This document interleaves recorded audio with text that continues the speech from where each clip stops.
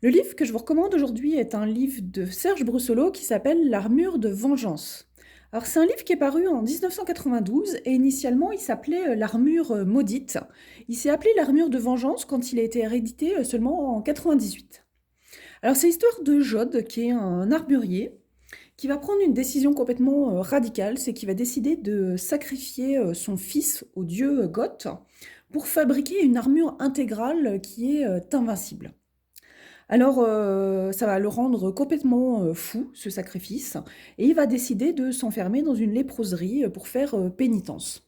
Donc il laisse sur le carreau, sa fille, Junia, qui, va partir sur les routes, et louer, cette fameuse, armure pour essayer de gagner sa vie et de survivre.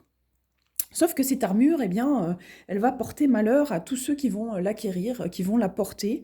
Donc tous les seigneurs qui vont vouloir cette armure invincible vont payer un cher tribut de sang au dieu Goth. Alors, le dernier propriétaire qui apparaît dans le livre, c'est Philippe de Guigne. Et Philippe de Guigne, eh bien, il va avoir la protection d'un chevalier errant qui s'appelle Géant de Montpéril, chevalier qu'on a déjà vu dans un autre livre de Serge Brussolo.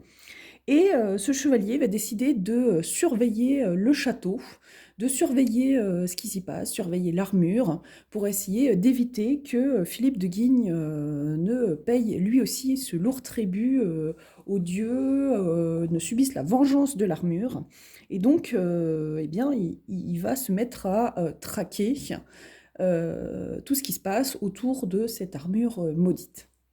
Alors c'est un thriller, une enquête sur fond de Moyen Âge qui est vraiment super bien menée. L'histoire est rude mais très belle, très inattendue comme tous les livres de Serge Brussolo. La chute est très inédite et vraiment vous allez adorer ce livre. Je vous le recommande. Ça s'appelle L'Armure de vengeance de Serge Brussolo. Bonne lecture!